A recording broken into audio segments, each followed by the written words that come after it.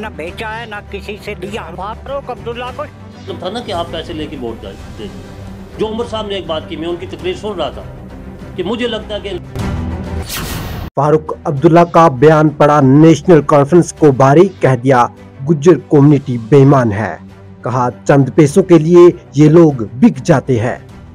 तो पहले उस इज्जत के लिए अपने खड़े हो जाइए। इज्जत ऐसे नहीं आएगी। एक तरफ से आप पैसा भी मांगो और जब वो आएंगे इलेक्शन लेंगे, हाँ जी मैं तुहानू 10 वोट दिलवा देंगा, मेरा सारा इतना कब्जा है ते तुसी मैनू इतने हजार दे दो तो सारे वोट तुहानू। मैं वेख्या है ये। इस बयान के बाद गुज्जर समाजी कारकुनान की प्रेस कॉन्फ्रेंस में कहा कि आज तक गुज्जर बरादरी की वोट बैंक पर सियासत चमकाने वाला फारूक अब्दुल्ला भी अपनी हरकतों से बाज नहीं आता। कहा अगर फारूक अब्दुल्ला माफी नहीं मांगता तो इसका बदला इसे इलेक्शन में दिया जाएगा।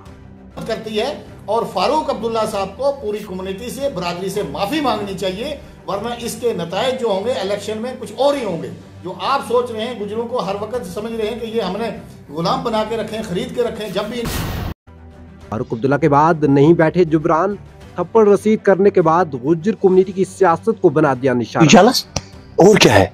इंफीरियरिटी, जेलस, हम गई परेशान, अमन मकलो कांगन सो रही एसटी मस्करा सो गुजर कम्युनिटी वाली सियासत हम सियासी लीडरों का गुज्जर कम्युनिटी को निशाना बनाना पहली बात नहीं है।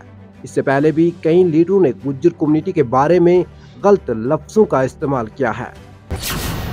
गुज्जर सियासी कारकुन यूसुफ मजनू ने इन बयानों के बाद कहा कि इसमें कोई शक नहीं, गुज्जर बरादरी ने हर वक्त अपना मुल्क का साथ दिया है। बॉर्डर पर खड़े होकर दुश्मन को करारा जवाब देने में गुज्जर बरादरी पेश रही है। फिर भी कुछ सियासतदानों के पेट में हमेशा दर्द होने लगता है और वो गुज्जर बरादरी को निशाना बनाना लगते हैं। तो मुसलमान जरूर हो, नाम के मुसलमान हो, अमल के मुसलमान नहीं हो। न नमाज, कुरान तो छोड़ दीजिए, क्यों डरते हो? सवाल ये भी है, अगर फारूक अब्दुल्ला माफी नहीं मांगते तो क्या गुज्जर लीडर एनसी का साथ देंगे? क्या वो लोग जो हमेशा एनसी के साथ रहे हैं, क्या अब वो एनसी के साथ रहेंगे? उसके पास आपने पैसे नहीं थे, वो लोगों को कैसे देता? उसकी जो माँ थी वो भी गुज्जर थी ना, उसको शर्म आनी चाहिए। दिल्ली में बैठकर गुज्जरों के खिलाफ बातें करता है। माई उसकी जो थी वो गुज्जरों की थी, वो दिल्ली के अमेरिके वालों की नहीं थी। जहां फारूक अब्दुल्ला के एक बयान से गुज्जर बरादरी के दिलों को काफी ठेस पहुंची, वहीं अब जुबरान डार ने भी यही गलती कर दी। थप्पड़ रसीद करने के बाद मीडिया से बार बार बात कर रहे थे जुबरान, लेकिन एक इंटरव्यू के दौरान कह दी गुज्जर कम्युनिटी की सियासत के बारे में बड़ी बात।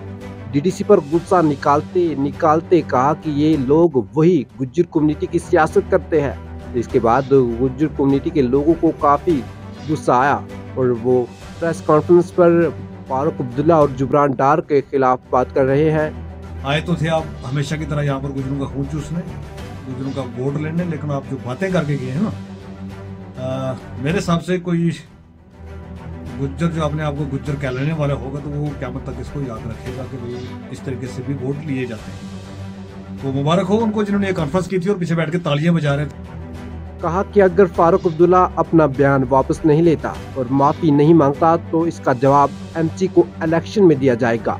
गुज्जर कौम जो हमेशा एनसी के साथ रही है, हर वक्त एनसी का साथ दिया है, कई बार तो फारूक अब्दुल्ला को भी जितवाया है, लेकिन आज इस बयान के बाद तमाम लोगों का यही कहना है कि अब एनसी को बाइकाट किया जाएगा।